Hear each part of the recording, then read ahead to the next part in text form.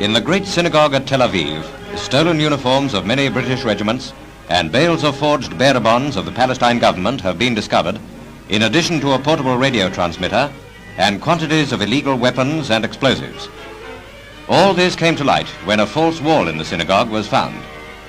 The Jewish temple keeper was placed under arrest. 200,000 Jews are being checked by 2 divisions of British troops and Palestine police. 25,000 people are being interrogated each day. Our troops, in sternly guarded surroundings, are looking for members of the notorious Irgun Tzvi Leumi and the Stern Gang, suspected of blowing up the King David Hotel in Jerusalem. New dispatches report on the intensified terrorist drive. Here is the scene at the Jerusalem railway station. A red-haired Jewish girl planted 2 suitcase bombs and drove off in a stolen car under coverage fire from her accomplices. In moving the bombs, 1 British police sergeant was killed. The same day, in the northern limits of Jerusalem, these British army trucks were ambushed and blown up. 2 men of the Royal Ulster Rifles were killed. 11 were injured.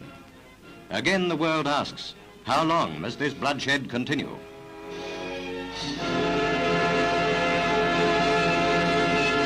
Continuing their ruthless hunt for terror gangs, British military authorities comb out Tel Aviv, Palestine's largest Jewish city and the suspected center of terrorist activity. Precautions are rewarded by the discovery of cunningly hidden dumps of arms. This collection was concealed under the floors of a school.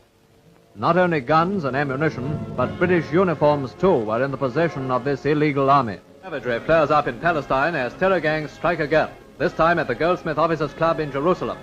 19 lives were lost and 26 soldiers and civilians were injured in terror gangs strike again, this time in Haifa, while a truck carrying half a ton of explosive was blown up outside police headquarters, killing 2 British and 2 Arab policemen and causing wholesale destruction. After the explosion, the terrorist headquarters of Irgun Tzvi Leumi broadcast that they had carried out the attack.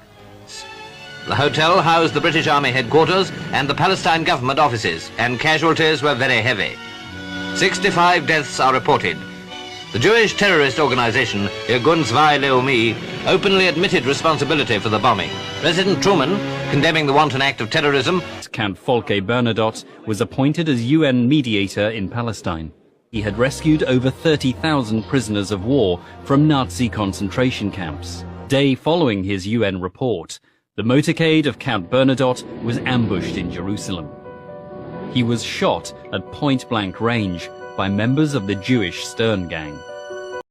Okay, you say no preference. There have been reports that Israel has been treating wounded Syrian rebel fighters in its hospitals on the border, including fighters from Nusra Front, which is, of course, the Al-Qaeda proxy in Syria. Do those reports worry you that Israel's helping wounded Al-Qaeda-aligned fighters? As I said before, in a different context, it's always useful also to deal with your enemies in a humane way. And I think that when you have people who are wounded and you can deal with them in a humane way, the considerations as to whether to take them in are not simply whether it's politically useful or whether it's politically So it's purely humanitarian, you say? So there's no tactical or political strategic... I didn't say there's no tactical. I said the main consideration, the immediate consideration is humane. But do you also treat Hezbollah fighters? No. I would not treat... Have you not just contradicted what you told me 60 seconds ago about humanely treating your enemies? No. I think as far as Hezbollah fighters are concerned, with them we have a different account. So let me be clear, you're happy to treat Al-Qaeda fighters, but not Hezbollah fighters? We have a different account with Hezbollah, a totally different account.